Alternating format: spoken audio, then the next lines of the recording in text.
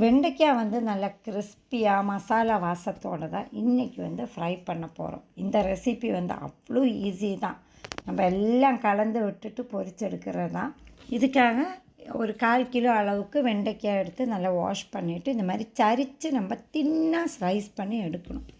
எல்லாமே கட் பண்ணி தனியாக வச்சுக்கோங்க. இன்னொரு பவுலில் வந்து 1 டேபிள் ஸ்பூன் அளவுக்கு இஞ்சி பூண்டு பேஸ்ட்டு, 1 டேபிள் ஸ்பூன் அளவுக்கு உப்பு, இது உங்களோட டேஸ்ட்டுக்கு தகுந்த மாதிரி சேர்த்துக்குங்க.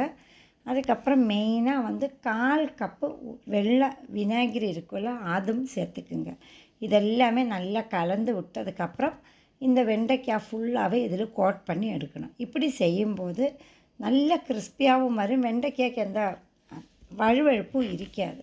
ஸோ எல்லாமே கலந்து விட்டு சைட்லேயே வச்சுக்குங்க. இன்னொரு பவுலில் வந்து ஷாஜீரா வந்து ஒரு அரை டீஸ்பூன் எடுத்திருக்கிற. இது இல்லாட்டினா நார்மல் ஜீரகம் நீங்கள் யூஸ் பண்ணிக்கலாம். இது வந்து தனியாக ஒரு வாசம் இருக்கும்.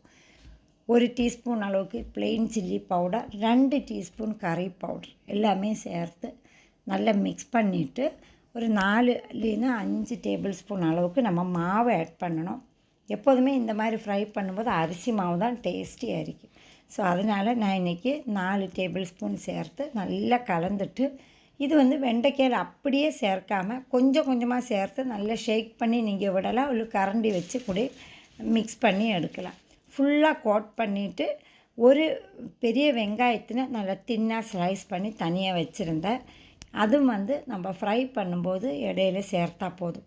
பாதி வந்து நம்ம ஃப்ரை பண்ணிவிட்டு பேலன்ஸு மாவெல்லாம் அடியில் இருக்கும்ல, அப்போ வந்து இந்த வெங்காயம் இதில் சேர்த்து நீங்கள் மிக்ஸ் பண்ணிக்கிங்க. நான் ஒரு 2 பேட்ச்சு ஃப்ரை பண்ணதுக்கப்புறம் தான் வந்து வெங்காயத்தினை இந்த வெண்டைக்காய் கூட எல்லாமே நல்லா குறைச்சி நம்ம கட் பண்ணி இருக்கிறனால சீக்கிரமாக இது வெந்துடும். ஸ்லைஸ் பண்ணி இது வந்து அந்த கிறிஸ்பி ஆகிறதுக்கு மட்டும் நம்ம இந்த மாதிரி கிண்டிக்கிட்டே இருந்தால் போதும். மேலே அந்த பபிள்ஸ் எல்லாம் அடங்கணும். கையோட நீங்கள் எடுத்துக்கோங்க, இல்லாட்டினா தீஞ்சு அப்சர்வ் ஆகாது. எவ்வளோ தான் இந்த வெண்டைக்காய் ஃப்ரை ரெசிபி டேஸ்ட்டு வந்து அவ்வளோ நல்லாயிருக்கும்.